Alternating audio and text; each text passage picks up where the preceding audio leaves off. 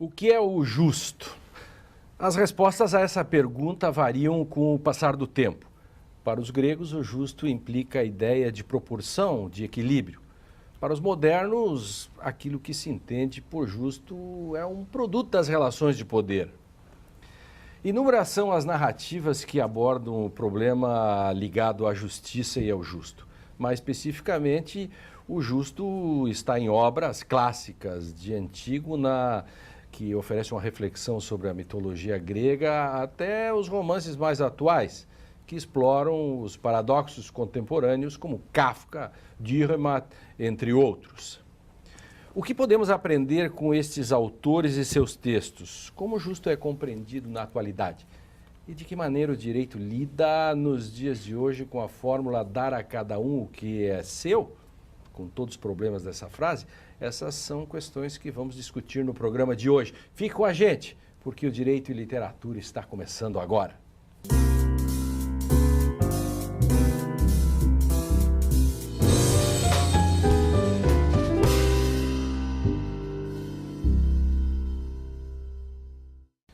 Olá, a partir de agora você acompanha um debate feito por renomados intelectuais de diversas áreas do conhecimento.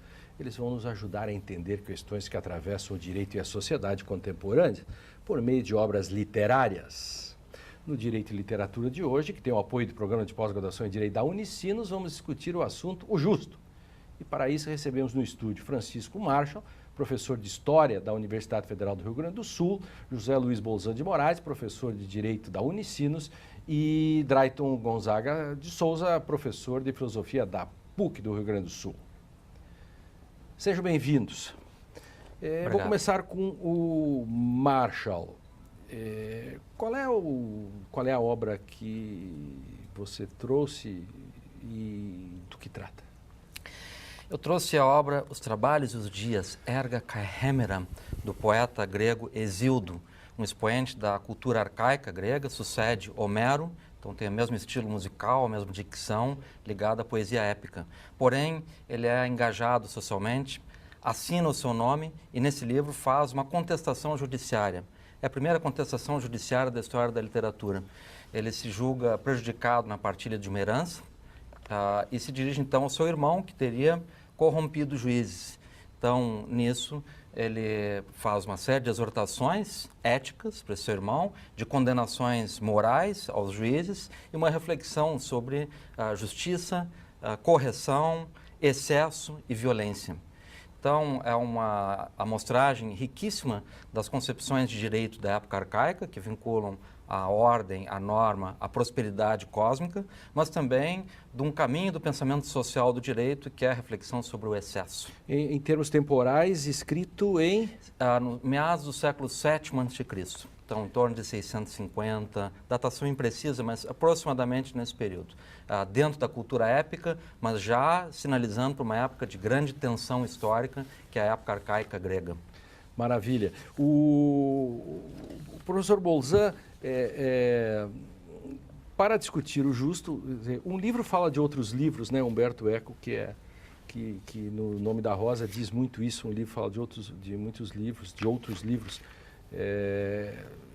E o que nós falamos sobre a verdade outro dia, ou poderemos hoje repetir, ou com outros livros, voltar ao tema do justo, né? Por exemplo, que livro, falo isso pelo livro que o professor Bolzan vai apresentar. Pois é, eu trouxe Muito Barulho por Nada, do Shakespeare.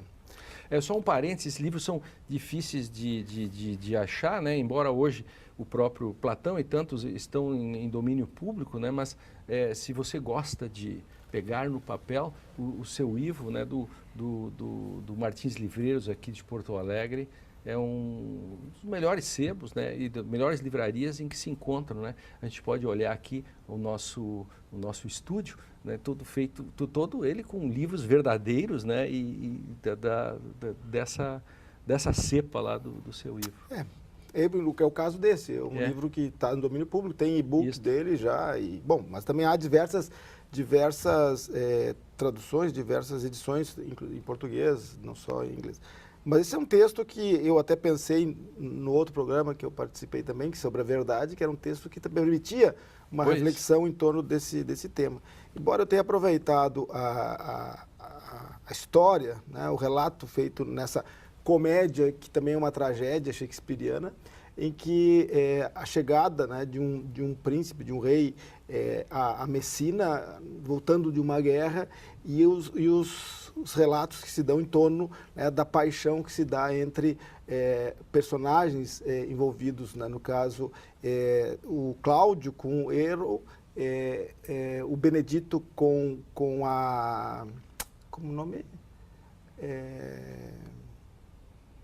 Esqueci o nome não importa. Da personagem agora que nosso telespectador vai encontrar, que faz o contraponto com o Benedito, que é Beatriz, que é a outra personagem feminina, que são os dois relacionamentos afetivos que se travam nesse meio tempo.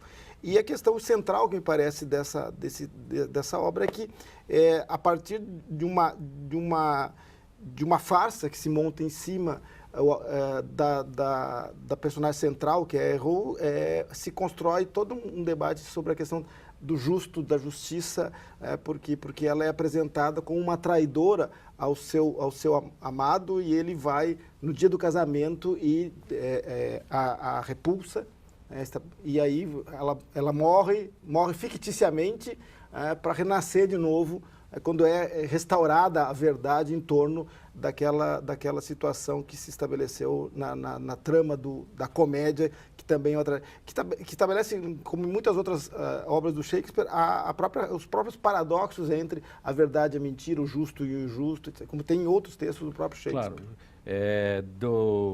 do século VII a.C. para um moderno como o Shakespeare, de volta, podemos dizer assim, Drayton, de volta aos gregos? De volta a Elade. E eu escolhi para o programa de hoje 2 livros da República de Platão. O primeiro livro trata da justiça e parte do segundo também.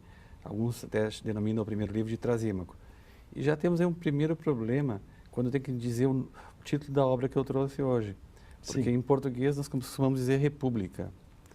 Em alemão, uma designação que se usa no dia a dia é a própria palavra grega politeia, que não é república. Pode se traduzir, por exemplo, por constituição, como deve estar constituída a cidade ideal.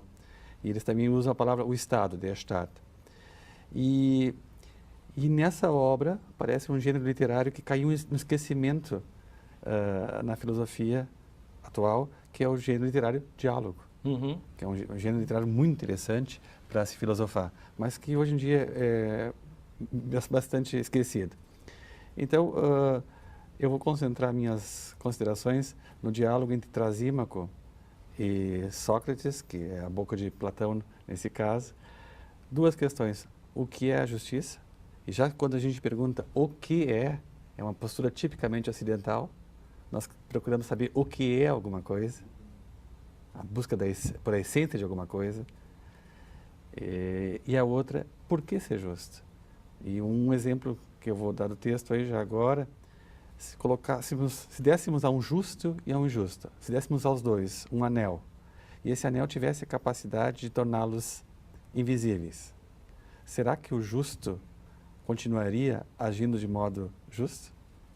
Pois, e aí você falava da tradução, da questão da constituição, daquilo que constitui, que em alemão é Verfassung. Verfassung, né? Sim. Por isso que a palavra lei fundamental não é Verfassung, é Grundgesetz, né? Que tem essas sutilezas, né, daquilo que constitui uma sociedade, né? A questão aí aquilo que é fundamento, aquilo que é fundamenta. E aí o que é o justo, então, a partir disso, Marshall? Ou pode ser?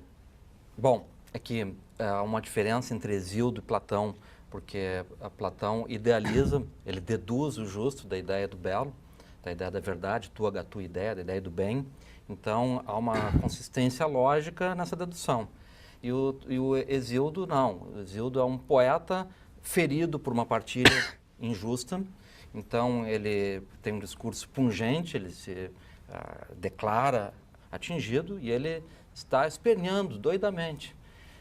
se dirige em parte ao seu irmão, Perses, que teria corrompido os juízes, então ele também se dirige a esses juízes. E para isso ele se vale de um conjunto de categorias articulado. A principal delas é a noção de Dike, donzela de Zeus. Com a noção de Dike, ele figura uma entidade, uma personalidade, a potência da justiça determinada por Zeus. Então, há uma garantia transcendental, mas imanente, executiva, uma teodiceia da justiça. Isso é um grau do conceito de justiça. Ela está ligada a um mundo garantido pela potência que assegura autoridade, vigor, potência natural, ordem. Logo, a boa justiça ela é consistente com a prosperidade da agricultura, da pecuária, da reprodução humana, da ordem social. E ele diz claramente os reis que proferem retas sentenças, para estes a nação prospera, as ovelhas sucumbem ao peso das lãs, as árvores são carregadas de frutos e as pessoas não partem em navios e os filhos nascem parecidos com os pais. E o Trasímaco pensa o que nessa linha? Não concordaria em Platão? O Trasímaco tem uma visão instrumental da justiça, né? Já é diferente. Já é diferente. Como o Marshall acentuou, a proposta de Platão é distinta da de Hesíodo. A noção de justiça, ela está dentro do marco de uma metafísica entre os gregos, a ideia de bem, a própria noção de ideia ou de forma. Então, Platão tem outra proposta, apesar de ele também ter os pés bem sentados na polis. Então, é uma abordagem distinta. E essa é uma questão clássica da filosofia do direito, que é a justiça. E na concepção grega, o direito tem a ver com justiça e tem a ver com ética. Não são coisas separáveis, vamos dizer assim, né? Como aparece em abordagens posteriores ao longo da história do Ocidente no que diz respeito à relação entre ética e direito, né? O Direito e Literatura faz uma pausa para um rápido intervalo, mas na volta a gente continua a discussão sobre o tema de hoje, o justo. No próximo bloco vamos falar mais sobre o significado desse conceito que nasceu na Grécia Antiga. Nós já voltamos um instantinho só para um café rápido.